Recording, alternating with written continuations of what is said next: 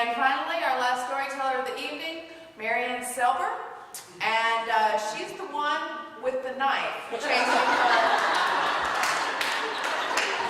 her precious.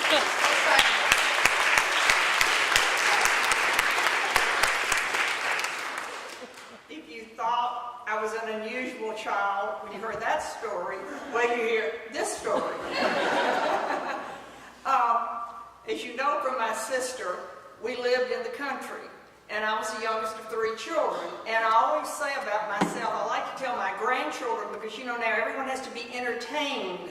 What are you going to do with the grandchildren? What are we going to do next? Well, when I was little, they went to school, and I was left alone. And I always say I was alone, but I was never lonely. I never was. And so we had a great big house and a great big yard, and there was always something wonderful going on up there. Very exciting in the country. But I didn't have any playmates. I didn't have any black playmates, and I didn't have any white playmates. None.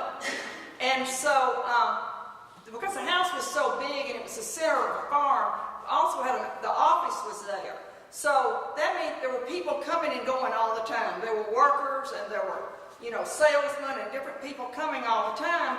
And so I would overhear a lot of conversations, and I would probably match just about any of y'all with some stories I knew when I was 4 or 5 years old. Guess it went in my brain like a little child, but I knew a lot of things.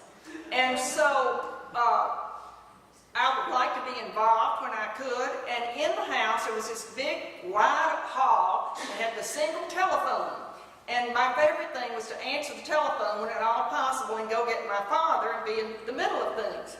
And the most exciting thing was when the phone rang, and it was the sheriff, Sheriff Flournoy. Some of y'all might even remember his name. And the sheriff would say, I'd say, hello, and they'd say, this is Sheriff Flournoy. I want to speak to Mr. Dan. And I'd put that phone down and I'd go running and I'd say, Daddy, it's a sheriff, it's a sheriff. And I knew it would be something, to me, very exciting, very exciting.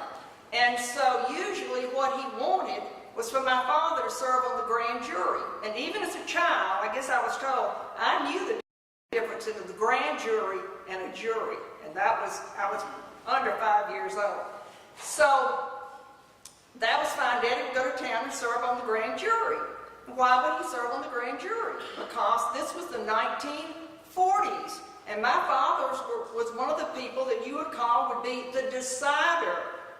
And he would decide quite often, in conjunction with other people, whether the case was going to go forward or not, whether it was going to go to the jury. And so I knew about this, but then one time the sheriff called, and it was about someone who worked for my father. And it wasn't just someone who worked for my father. He was one of his most trusted employees.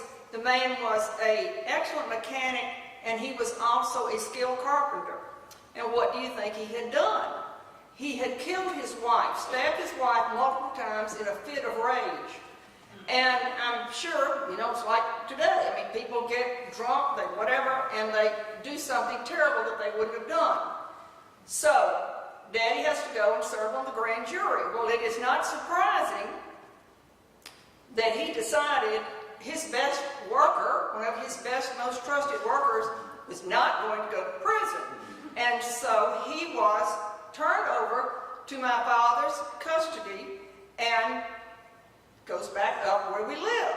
Well, where was he going to go? The only place he could go would be in the yard, where I spent every day, all day, when my brother and sister were at school.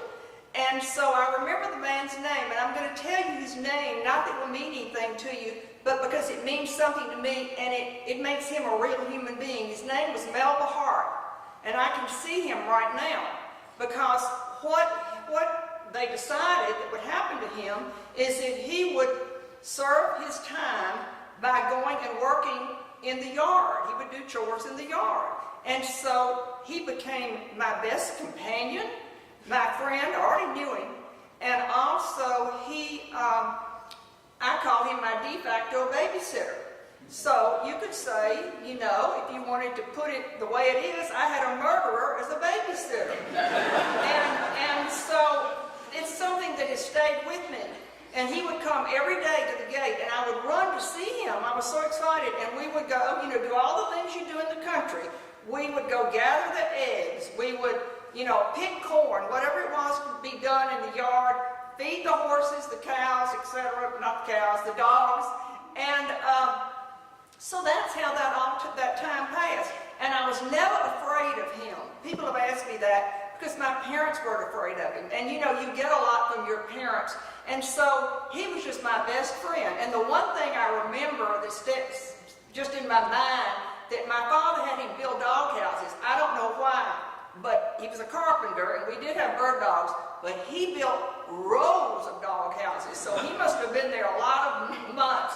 And when I think about those dog houses, I think about a trailer park of dog houses. And that's what Melba Hart did. And then one day, he was just gone. But he didn't go away. He just went right back over the fence to work, doing what he was doing before. And one of the reasons this story has stayed with me, and I roll it around in my head a lot, is because I think of all the people who are in Angola now, and how all our prisons are overcrowded, and particularly every time I hear someone is a lifer at Angola, I think of Melba Hart. And then I think, what constitutes justice?